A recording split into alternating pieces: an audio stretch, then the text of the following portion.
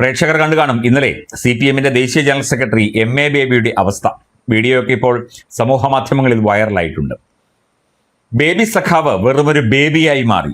അതായത് നഴ്സറി കുട്ടികൾ അധ്യാപകന്റെ വാക്കുകേട്ട് അനുസരിച്ച് മുമ്പോട്ട് പോകുന്നത് പോലെ, വരിവരിയായി ക്യൂ നിന്ന് മുമ്പോട്ട് പോകുന്നത് പോലെ കൈകൾ കെട്ടി പോലീസുകാർ പൊക്കിയെടുത്ത് വാഹനത്തിനുള്ളിൽ കയറ്റുന്ന അതിദയനീയമായ കാഴ്ച. സത്യം പറഞ്ഞാൽ അത് കണ്ടാൽ സങ്കടം വരും.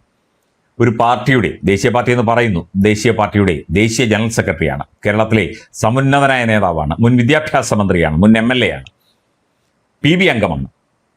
MA ബേബിയുടെ ഈ ദുരവസ്ഥ ഒരു സഖാവിനെന്നല്ല, ഒരു വ്യക്തിക്കും ഒരു നേതാവിനും ഉണ്ടാകരുത് എന്ന് പ്രാർത്ഥിച്ചു പോകും ഇത് കണ്ടാൽ.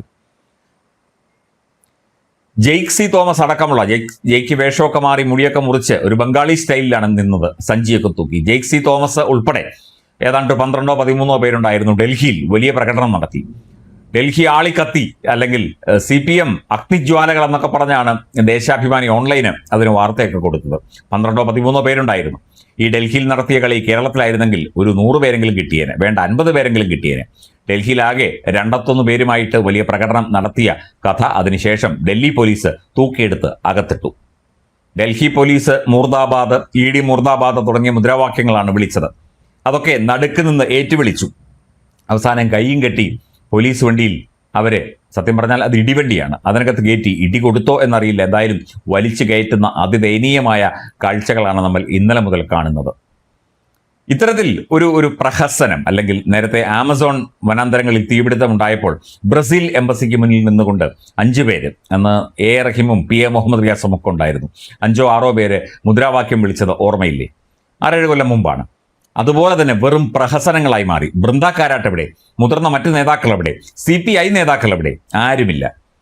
4-5 പേർ, അവരെയൊക്കെ പണം കൊടുത്തു കൊണ്ടുവന്നാണെന്ന് തോന്നുന്നു. JNU SFIയുടെ കോട്ടയാണ്. JNUവിൽ നിന്ന് ഒരു വിദ്യാർത്ഥിയെ പോലും MA ബേബിക്ക് അകമ്പടി സേവിക്കാൻ കിട്ടിയില്ലല്ലോ. അവരാരും വന്നില്ല.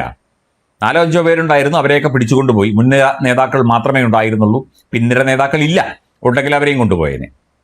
MA ബേബി വെറും ഒരു അമൂൽ ബേബിയായി മാറുന്ന, വെറും കുട്ടിയായി മാറുന്ന കാഴ്ചയാണ് കണ്ടത്. അധ്യാപകന്റെ ചൂരൽ തുമ്പിന് മുന്നിൽ വിരണ്ടു നിൽക്കുന്ന ഒരു വിദ്യാർത്ഥിയെ പോലെ MA ബേബി എല്ലാവിധ തൻ്റെ പ്രൗഢിയും മാറ്റിവെച്ച് സഞ്ചിയും തൂക്കി പോലീസ് ജീപ്പിലേക്ക് എടുത്തെറിയപ്പെടുന്ന, അല്ലെങ്കിൽ വലിച്ചു കയറ്റപ്പെടുന്ന അതിദയനീയമായ, അതിദാരുണമായ കാഴ്ചയാണ് നമ്മൾ ഇന്നലെ മുതൽ കാണുന്നത്. ആ വീഡിയോ ഇങ്ങനെ പ്രചരിച്ചു കൊണ്ടിരിക്കുകയാണ്. വല്ല ആവശ്യവും ഉണ്ടായിരുന്നോ ബേബി സഖാവെ?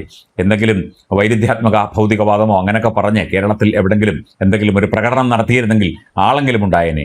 ഡൽഹിയിൽ പോയി ഷോ കാണിക്കാൻ ശ്രമിച്ച് അകത്തായ ബേബി സഖാവിന് 1000 അഭിവാദ്യങ്ങൾ. അങ്ങ് ഇത്രയും ദുർബലനായിരുന്നു എന്ന് ഓർക്കുമ്പോൾ സഹതാപം തോന്നുകയാണ് സത്യത്തിൽ.